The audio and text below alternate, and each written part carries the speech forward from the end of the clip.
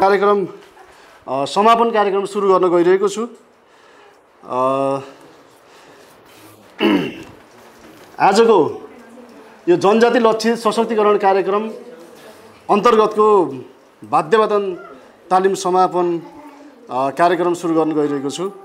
आजको यस कार्यक्रमको सभाध्यक्ष ग्रहण गरिदिनुको लागि नेपाल मगर सङ्घ पञ्चपुरी नगर कार्य समिति अध्यक्ष मनबहादुर बराई मगरज्यूलाई हार्दिक अनुरोध गर्दछु।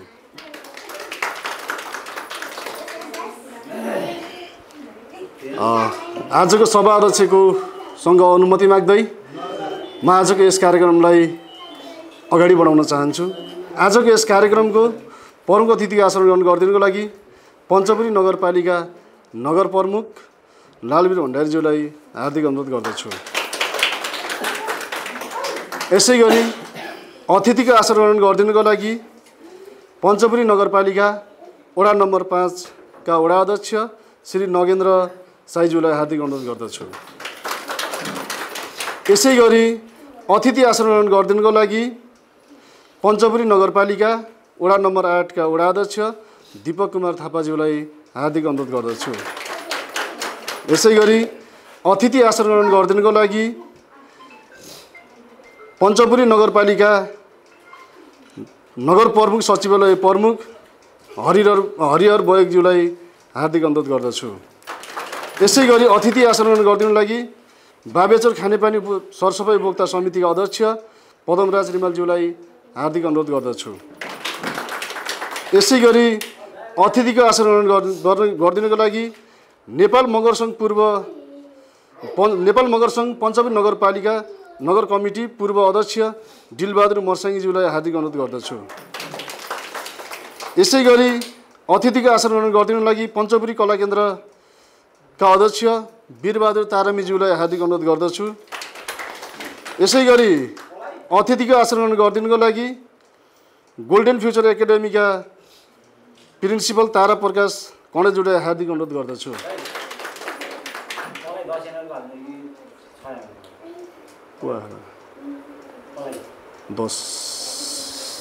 यसै गरी अतिथिको आसन ग्रहण गरिदिनुको लागि समाजसेवी एवं जनजातिका पूर्व हाम्रो अभिभावक वीरबहादुर सलामीज्यूलाई अतिथिको आसन ग्रहण गरिदिनुको लागि हार्दिक अनुरोध गर्दछु। यसै गरी अतिथिको आसन ग्रहण गरिदिनुको लागि हाम्रो यस वाद्यवादन तालिमका प्रशिक्षक राष्ट्रिय लोकदोरी सुर्खेतका अध्यक्ष चन्द्र मन्दिरज्यूलाई हार्दिक अनुरोध गर्दछु। यसै गरी अतिथिको आसन ग्रहण गर्नको लागि प्रशिक्षक प्रेम बैरागीज्यूलाई हार्दिक अनुरोध गर्दछु। यसै गरी अतिथिको आसन ग्रहण गरिदिनुको लागि समाजसेवी भक्तबहादुर बोयकज्यूलाई हार्दिक अनुरोध गर्दछु। अतिथिको आसन ग्रहण यहीँ रोक्दै अतिथिको पुनः आगमन भएमा अतिथि आसन ग्रहण गर्ने प्रतिबद्धता गर्दै म कार्यक्रम अगाडि बढाउन चाहन्छु र अतिथिको ब्याज वितरण गरिदिनुको लागि दिपा तामाङ र जुनागालाई हार्दिक अनुरोध गर्दछु। त्यहाँ ब्याज क्लिप चल्छ।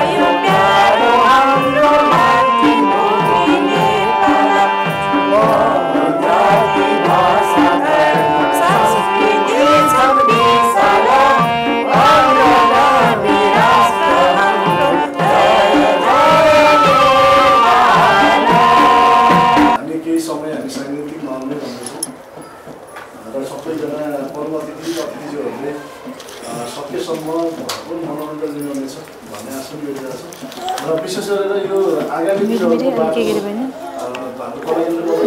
जस्तै गरी हामी एकदमै पञ्चपुरी नगरपालिकालाई अनुरोध गर्न चाहन्छौँ भने साँच्चीकै पञ्चपुरीको कला संस्कृतिको क्षेत्रमा हामी हेर्ने गर्छौँ हामीले कुन ठाउँमा कसरी यो संस्कृति जगेरा गर्नुपर्छ कुन क्षेत्रमा गर्नुपर्छ लाइब्रेरीको माध्यमबाट होस् अथवा टेली सर्ट मुभीका माध्यमबाट होस् अथवा सडक नाटकका माध्यमबाट होस् हरेक माध्यमबाट हामीले पञ्चपुरी नगरपालिकाको कला संस्कृति जगाउनको लागि अहोरात्र खट्ने हाम्रो यो पञ्चपुरी कला केन्द्रको तर्फबाट पनि म प्रतिबद्धता जारी गर्न चाहे विशेष गरेर हामी एकदमै जति सक्छौँ हामी रातदिन नभनिकन यो क्षेत्रलाई पञ्चपुरी नगरपालिकामा साँच्चै कला संस्कृतिको हकमा यति अगाडि छ कि जुन चाहिँ यो कृष्ण पौडेलको थलोहरूको कारणले गर्दा पनि यसमा भाव हो उहाँको लन्चले गरेर उहाँको नेतृत्वको कारणले पनि यो खालको वातावरण बनेको भन्ने खालको उहाँको चाहिँ एउटा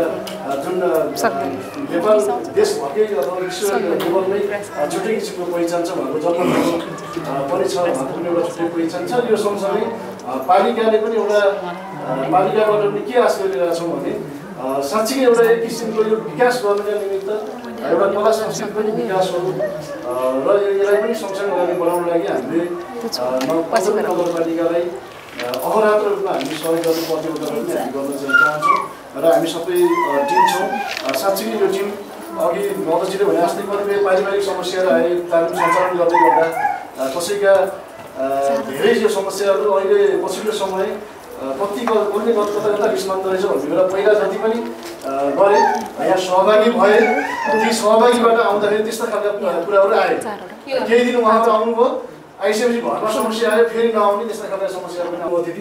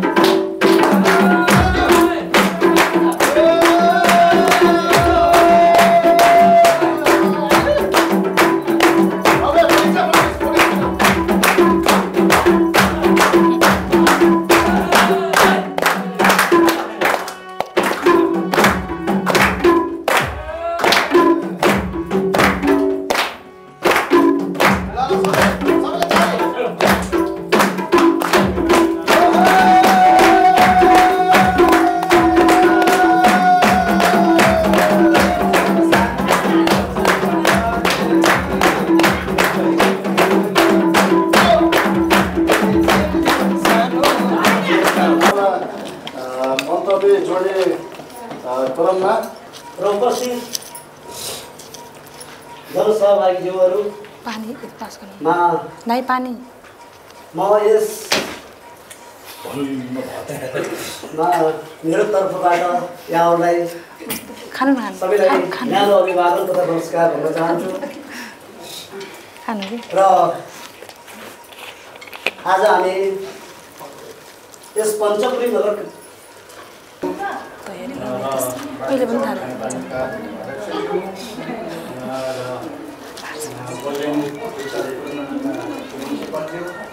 र आजका प्रशिक्षकज्यू र विभिन्न समाजसेवी वर्गहरू र पञ्चपुरी कला केन्द्रका अध्यक्षज्यू र पूर्व अध्यक्षज्यू र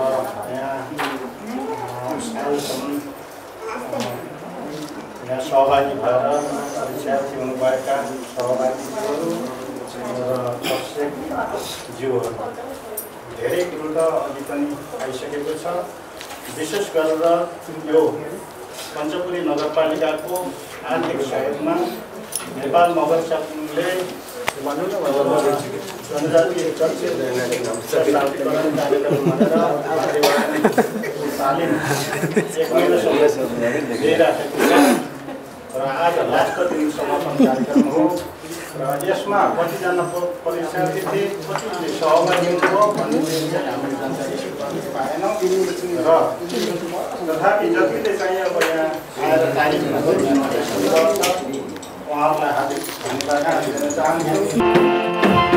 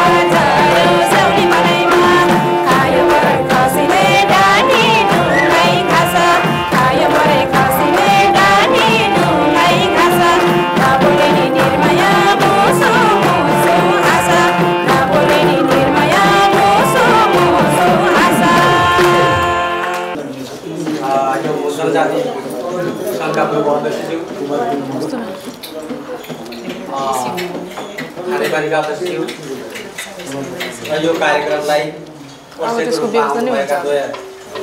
मन्दिर लगायत मित्रहरू र यो कार्यक्रम पञ्चपुरी नगरपालिका वार्ड नम्बर 5 मा सञ्चालित पञ्चपुरी रोधी घर अन्तर्गत दिपा म्याडमलाई विशेष त म एकदमै हृदयदेखि धन्यवाद दिन चाहन्छु। उहाँ एउटा कलाको खानी हो र यस लगायत उहाँसँग सहपाठी गरेर जुन यो कार्यक्रमलाई एउटा उजागर रूपमा अगाडि बढाउनको लागि हातेमालो गर्नुभएका सम्पूर्ण सहपाठीहरूलाई म धन्यवाद दिन चाहन्छु। र विशेष आज कार्यक्रम जुन एउटा सौहार्दमय वातावरणमा पञ्चपुरी नगरपालिकाको प्राङ्गणमा र यो पञ्चपुरी नगरपालिका वार्ड नम्बर 5 को मेरुदण्डको रूपमा रहेको वार्ड नम्बर 5 मा यो कार्यक्रमको समापन हुँदै गर्दा मलाई एउटा पञ्चपुरी वार्ड नम्बर 5 को एउटा अध्यक्षका हैसियतले म आज गर्वान्वित छु। र यो कार्यक्रम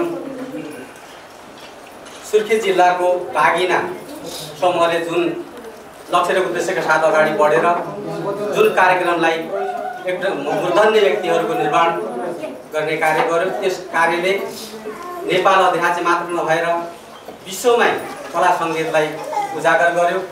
त्यसैलाई स्मरण गर्दै पञ्चपुरी नगरपालिकामा आज पञ्चपुरी रोधी घरको स्थापना भएको छ, जुन रोधी घरले हामी पञ्चपुरीवासीलाई नेपाल लगायत विश्वमा कला केन्द्रको रूपमा परिचित गराउनेछ भन्ने आशा लिएको छु। र पञ्चपुरी नगरपालिकाले जनजाति लक्षित सशक्तिकरण कार्यक्रममा जुन 2081 को कार्यक्रम छ, त्यस कार्यक्रममा केही रकम विनियोजन गरेर तपाईहरुको यो वाद्यवादन कार्यक्रमलाई सफलतापूर्वक अगाडि बढाउन जुन पहल कदमी गर्यो, यसको लागि पञ्चपुरी नगरपालिकालाई पनि धन्यवाद दिन चाहन्छु। र साथै हिजोका दिनहरूमा वार्ड नम्बर 5 ले केही त्रुटि कमजोरी गरे तापनि आगामी दिनहरूमा तपाईको यो पञ्चपुरी रोधी घर परिवारलाई केही सहयोग गर्ने वाचा बन्धनका साथ र पञ्चपुरी नगरपालिकामा यी मागहरूलाई तिर्साउने जमर्को गर्नेछु वडा अध्यक्षको हैसियतले, वार्ड नम्बर 5 के वडा अध्यक्षको हैसियतले भन्ने आशा लिँदै र यो कार्यक्रमको सफलभूत रूपमा अगाडि बढ्दै वाचा बन्धनका साथ र सम्पूर्ण सहपाठीहरू भोलिका दिनहरूमा पञ्चपुरी नगरपालिका एउटा कला संस्कृतिलाई गुन्जामान गरोस्। र मैले एउटा मनमा के फर्किएको छ भन्दा यो जनजाति लक्षित अन्तर्गत कार्यक्रम एउटा सिंगल कार्यक्रम मात्र नभएर यो समावेशी कार्यक्रमको रूपमा लिनुपर्छ कि भन्ने मलाई लागेको छ।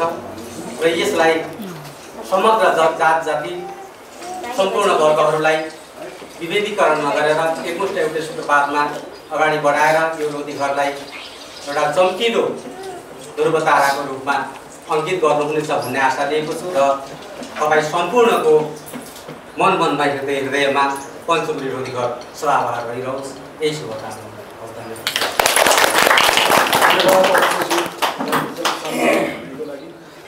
आशा छ हामी पनि पञ्चपुरी नगरपालिका 5 स्थापित एउटा पञ्चपुरी कला केन्द्रले धेरै आश्रम गरेको छ। साँच्चै एउटा कला संस्कृतिलाई जोगाउन गर्नका निमित्त, यस पञ्चपुरीको कला संस्कृतिको विकास गर्नका निमित्त र यस पञ्चपुरीमा छरिएर रहेका कलाकारितालाई एकरूपता गर्नका निमित्त अहरात्र खटेर हामी काम गर्ने प्रतिबद्धताका साथ हामीले यो तालिम पनि सञ्चालन गरेका छौँ। त्यस कारणले गर्दा पनि यहाँलाई धेरै धेरै धन्यवाद छ। हामीले धेरै अपेक्षा पनि गरेका छौँ र आजको यस कार्यक्रम मैले अघिदेखि भनिरहेको छु, विशेष गरी हामी साङ्गीतिक माहौलमै रमाउनु हुँदाखेरि ढिला नगरिकन अगाडि बढाउन चाहन्छु। र आजको यस कार्यक्रमको केही उपलब्धि र आगामी दिनहरूमा गर्ने केही कार्यक्रमको बारेमा जानकारी गराइदिनु